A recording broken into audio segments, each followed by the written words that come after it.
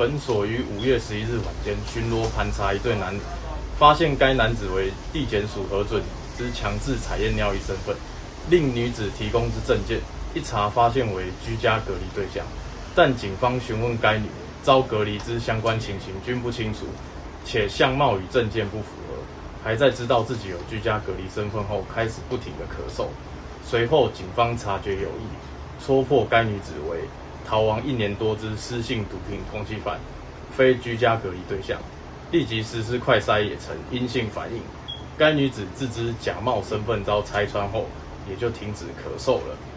该女子以捡来的假证件，企图误导警方查证，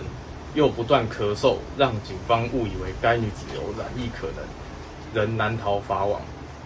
全案依毒品通缉、侵占遗失物等罪移送侦办。